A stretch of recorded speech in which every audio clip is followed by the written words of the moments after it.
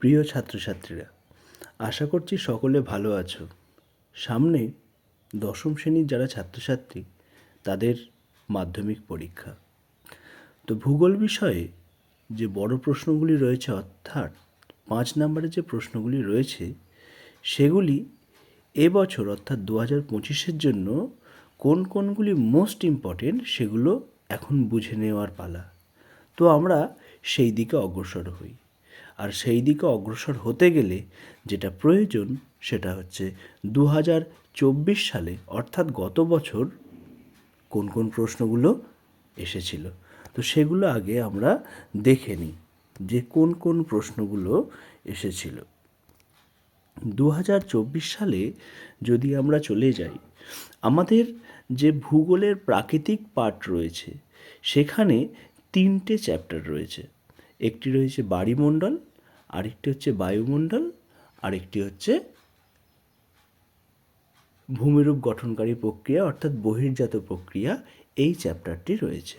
এখান থেকেই মূলত 3টি বড় প্রশ্ন, 4টি বড় প্রশ্ন আসে প্রাকৃতিকের দিক থেকে, যার মধ্যে 2টি বড় প্রশ্ন করতে হয়। তো গত বছর বহির্জাত প্রক্রিয়া থেকে যে প্রশ্নটি এসেছিল সেটি হচ্ছে বায়ুর ক্ষয়কার্যের ফলে গঠিত 3টি ভূমিরূপ চিত্রসহ আলোচনা করো। এক্ষেত্রে তাহলে আমরা যদি চলে যাই যে 2024 সাল কি এসেছে না, বায়ুর ক্ষয়কার্য।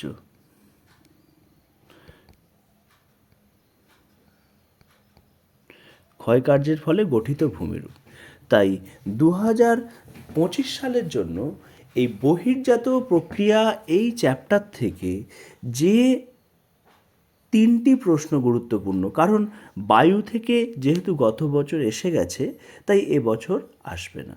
তাই এবছর যেটি আসতে পারে সেটি হচ্ছে হিমবাহের ক্ষয়কার্যের ফলে সৃষ্ট 3টি ভূমিরূপ, হিমবাহ জলধারার মিলিত কার্যের ফলে গঠিত 3টি ভূমিরূপ, নদীর কার্যের ফলে গঠিত 3টি ভূমিরূপ।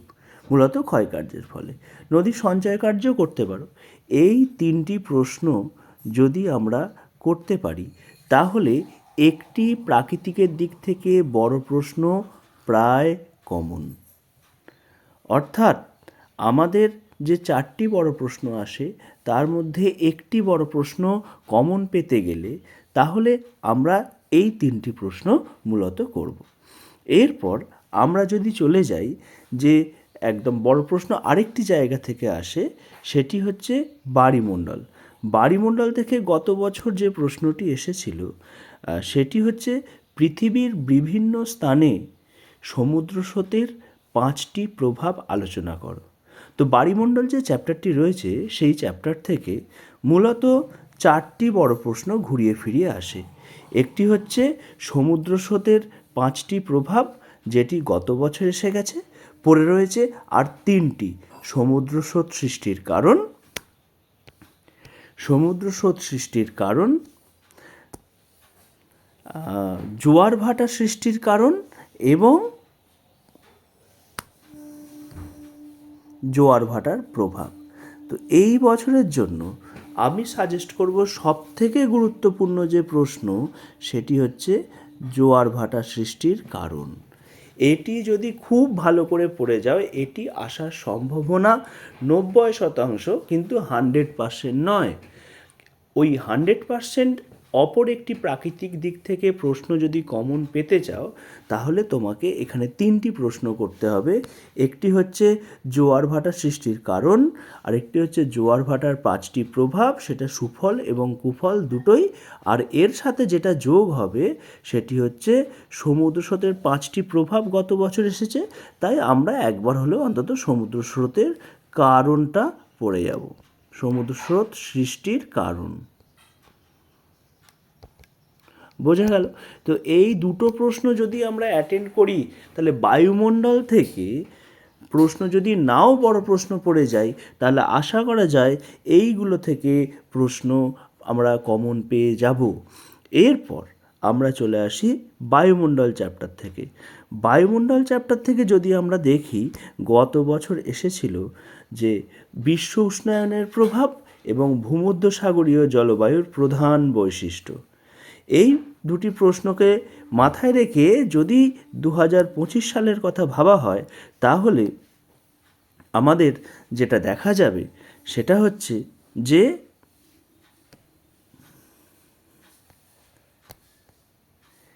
2025 সালে যেটি দাঁড়াচ্ছে আমাদের জন্য গুরুত্বপূর্ণ, সেটি হচ্ছে বায়ুর উষ্ণতার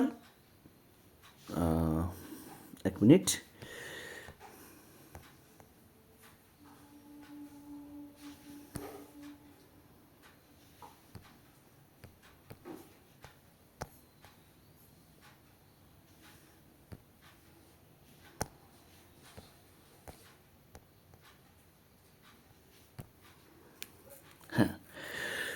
এবারে যেটা আসবে, যেটি কমন আসার সম্ভাবনা, সেটি হচ্ছে এই যে বায়ুর এই দুটো পার্ট খুব গুরুত্বপূর্ণ এই বছরের জন্য। একটি হচ্ছে নিয়ত বায়ু আর একটি হচ্ছে বায়ুচাপ বলয়। এটি পৃথক পৃথকভাবে পড়তে হবে এবং এদের দুজনের মধ্যে সম্পর্ক পড়তে হবে। অর্থাৎ পৃথিবীতে নিয়ত বায়ুর উৎপত্তি এবং অবস্থান চিত্রসহ আলোচনা করো, এই পার্টটা আসতে পারে। অথবা পৃথিবীতে যে 7টি বায়ুচাপ বলয় রয়েছে সেটি সম্পর্কে চিত্রসহ সংক্ষেপে লেখো, এটি আসতে পারে। অথবা এদের দুজনের মধ্যে যে সম্পর্ক সেটি আসতে পারে। এছাড়া বায়ুর উষ্ণতার তারতম্যের কারণ খুব গুরুত্বপূর্ণ এবছরের জন্য, আর বায়ুর চাপের তারতম্যের কারণ। আর বায়ুমণ্ডলের যে 6টি স্তর রয়েছে উচ্চতা এবং উষ্ণতা অনুসারে, তার মধ্যে সর্বনিম্ন 2টি স্তর, অর্থাৎ ট্রপোস্ফিয়ার এবং স্ট্র্যাটোস্ফিয়ার। এই 5টি প্রশ্ন যদি অ্যাটেন্ড করা যায়, তাহলে ওই প্রাকৃতিকের দিক থেকে যে 4টি প্রশ্ন আসে তার মাঝখানের 2টি কমন। অর্থাৎ আমরা যদি সামারি করি এই রকমভাবে, যদি আমরা বহির্জাত প্রক্রিয়া এবং বায়ুমণ্ডলকে গুরুত্ব দিই, তাহলে 2টো প্রশ্ন কমন।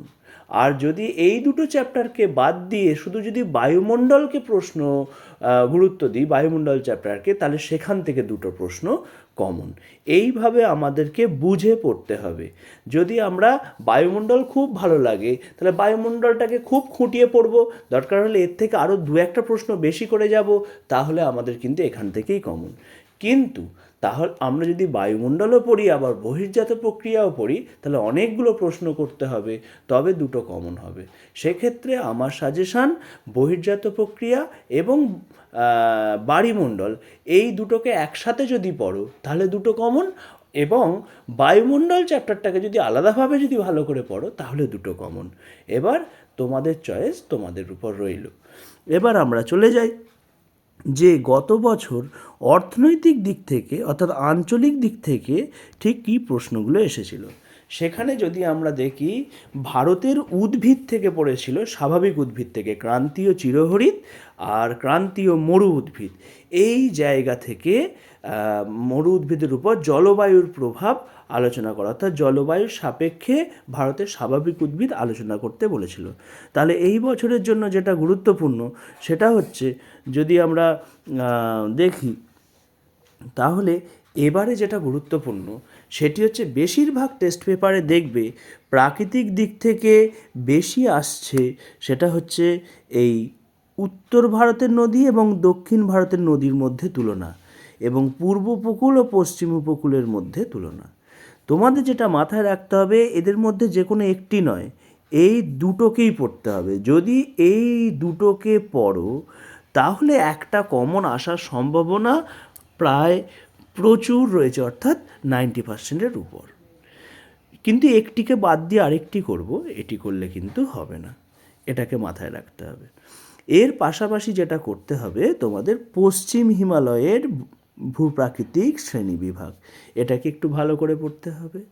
আর ভারতের জলবায়ুর উপর মৌসুমি বায়ুর প্রভাব একটুখানি করতে হবে। যদিও স্বাভাবিক উদ্ভিদের সাথে জলবায়ু এসেছে, তবু এটাকে একটুখানি ধরে রাখলাম একবার পড়ার জন্য অন্তত পক্ষে। তবে গুরুত্বপূর্ণ হচ্ছে পশ্চিম হিমালয়, উত্তর ভারতের নদী, দক্ষিণ ভারতের নদী, পূর্ব উপকূল, পশ্চিম উপকূলের মধ্যে পার্থক্য। উত্তর ভারত দক্ষিণ ভারতের নদীর পার্থক্য যখনই আমরা করব, তখন পূর্ব পশ্চিম উপকূলকে বাদ দিতে পারবো না, এটাকেও করতে হবে। এই দুটোর মধ্যে একটা আসার সম্ভাবনা চরম। এরপর যদি আমরা যদি আমরা আরেকটুখানি এগিয়ে যাই, সেক্ষেত্রে দেখেছি গত বছর ইক্ষু চাষের অনুকূল প্রাকৃতিক পরিবেশ। সেক্ষেত্রে আখ যেহেতু গত বছর এসে গেছে, তাই এবছর আমার দিক থেকে যেটি মনে হচ্ছে সেটি হচ্ছে গম চাষের, গমটি এবারের জন্য খুব গুরুত্বপূর্ণ। গম এছাড়া তোমরা এর সাথে করবে চা এবং কফি। কেন চা কফি করতে বললাম?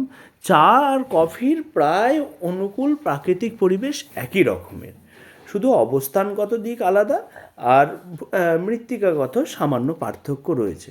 তো চা কফি এবং গম এইটাকে যদি করা যায় তাহলে কিন্তু আমাদের এই জায়গা থেকে আমাদের কিন্তু একটা প্রশ্ন কমন এসে যাবে।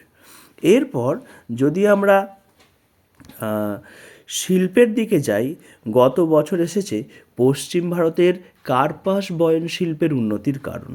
তো কার্পাস বয়ন শিল্প যেহেতু গত বছর এসেছিল, তাই এবছর আমার সাজেশন রইল এই দুটি প্রশ্ন: পূর্ব ও মধ্য ভারতের লৌহ ইস্পাত শিল্পের কেন্দ্রীভবনের কারণ, আর পশ্চিম ভারতের পেট্রোরসায়ন শিল্পের কেন্দ্রীভবনের কারণ। সেই একই কথা, এই দুটোকে একসাথে পড়ব, শিল্পের মধ্যে যে কোনো একটি পড়ে যাব না।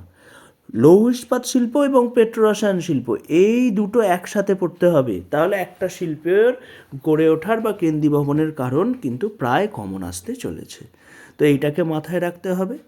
আর যদি দেখি পরের প্রশ্ন, ভারতের পরিবহন ব্যবস্থা থেকে 5টি গুরুত্ব গত বছর এসে গেছে। সেক্ষেত্রে আমার এই জায়গা থেকে সাজেশান থাকবে দুটি, একটি হচ্ছে ভারতের অসম জনবন্টনের 5টি কারণ, আরেকটি হচ্ছে নগরায়নের সমস্যা।